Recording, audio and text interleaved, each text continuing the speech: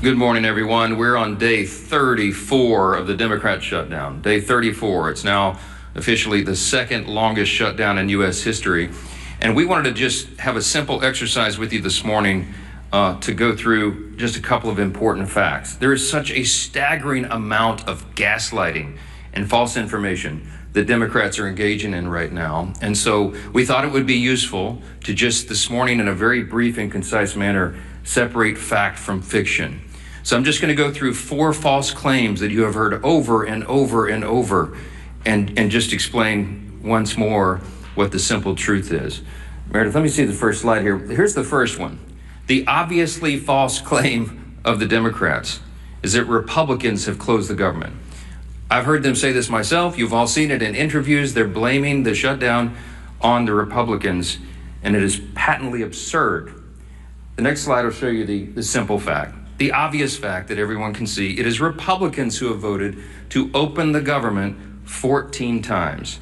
Now remember how this came about. Back in September 19th in the House, Republicans in the House voted to open the government. The clean continuing resolution to keep everything in operation.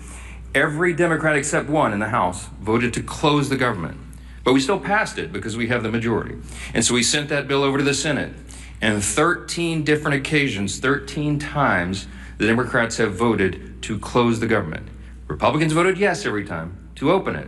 Republicans in the Senate and the House voted to keep the lights on, to pay service members and our troops who are in harm's way, Border Patrol agents, TSA, air traffic controllers, all federal workers.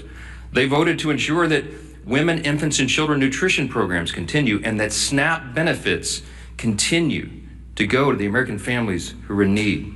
But by contrast, the Democrats have voted no every single time. And what is outrageous to us is that they have gone onto the Senate floor. Senate Democrats, they have voted no. They have voted to close the government.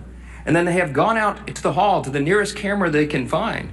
And they have looked into the lens and said, Republicans are shutting down the government.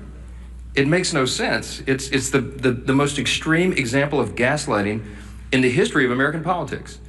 And many in the media have allowed them to get away with that. It's shameful. Let me show you another obviously false claim.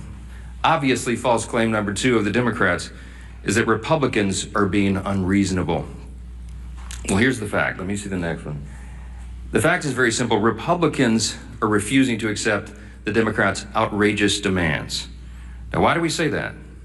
Now, remember, the Republicans passed a clean continuing resolution. It was nonpartisan. It was a simple bill that would open the full government. And we could do that today. If they would pass that today, with 0 strings attached, everything would be flowing again and the government would work.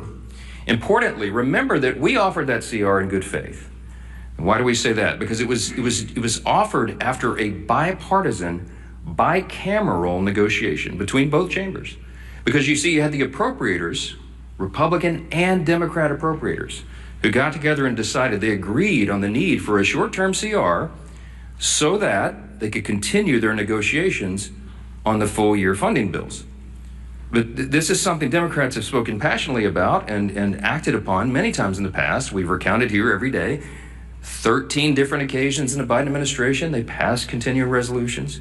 They did it most recently in March of this year when Chuck Schumer, 10 Senate Democrats, including the leader, Schumer, voted for the CR and told us how important that was.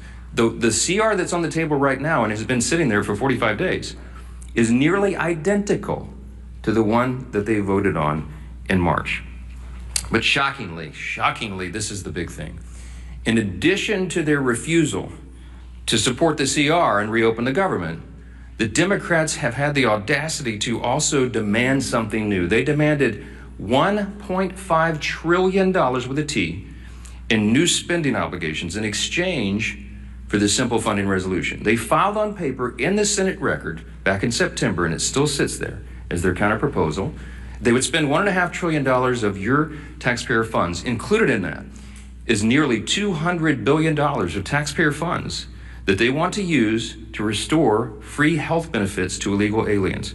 They want to spend billions in wasteful left-wing spending projects in foreign countries on things like LGBTQ plus awareness, in the Horn of Africa, all sorts of things. I could give you a long list, and we've said it here before.